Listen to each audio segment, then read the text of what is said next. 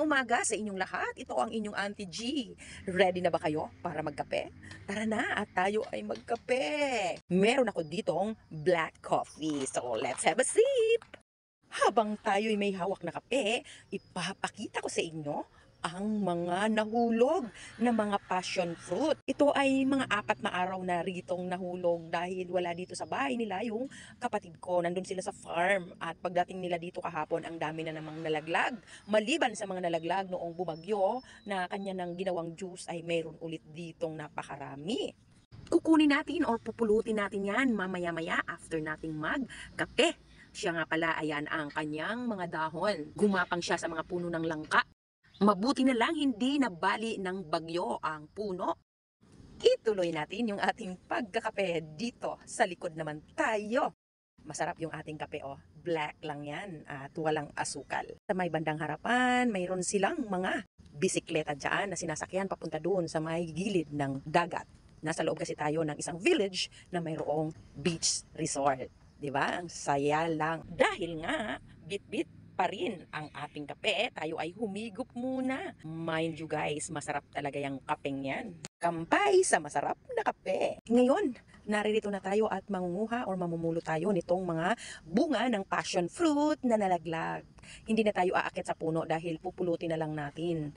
Sino sa inyo ang kumakain o ginagawa ninyong juice ang passion fruit? Itong passion fruit guys, ang tawag nito sa amin sa probinsya nung bata pa kami ay mirinda. Yung katulad ng Royal, alam niyo yun, di ba? Kadalasan, i-open lang namin itong prutas na ito, saka direct na namin kakainin, maasim-asim na medyo matamis. Makukuha lang namin ito o makikita doon sa mga masukal na bundok. Gumagapang o kumakapit ito sa mga puno. Sa ngayon, bihira na lang nilang makita ito sa mga bundok. Marahil ito ay kanila nang napuksa at hindi na sila nagtanim muli. Ngunit, marami na rin ngayon ang ginagawa itong farm. Itinatanim nila ito sa kanilang mga farm at ginagawa nilang negosyo. Mahal nga ito sa market. Napag-alaman na maraming makukuhang magandang nutrisyon dito sa prutas na ito.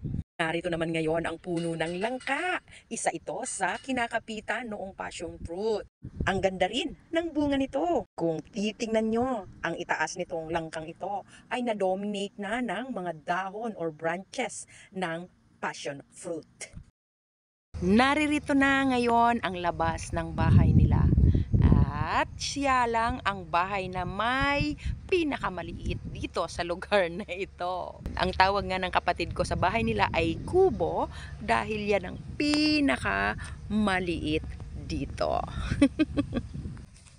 Muli, eto na naman ako, bulaga! Bulaga! This is your Auntie G, remember? Yan, joke lang. Bago matapos ang video na ito, nais kong magpasalamat sa inyong panonood ng ating mga pinapalabas na mga video. Maraming salamat sa suporta ninyo, sa mga followers, sa mga supporters. Thank you so much. At bago natin makalimutan, kung hindi ka pa naka-follow sa akin, please do follow me. Mag-like ka or mag-react, mag-comment dyan sa ibaba, mag-comment dyan sa ibaba lang, dyan, para malaman natin kung ano yung mga suggestions ninyo na pwede natin gawin para ating gagawin ito. Huwag mo rin kalimutan na i-share para mas maraming makanood ng ating mga video. Maraming salamat at paalala, love yourself. Ika nga ay self-love and self-care. Wala po kasi tayong maibibigay na mga pagmamahal at pag-aaruga sa ibang tao, lalong-lalo na sa mga mahal natin sa buhay, kung tayo ay wala nito sa ating sarili. God bless everyone, and don't forget to smile so that the whole world will smile with us.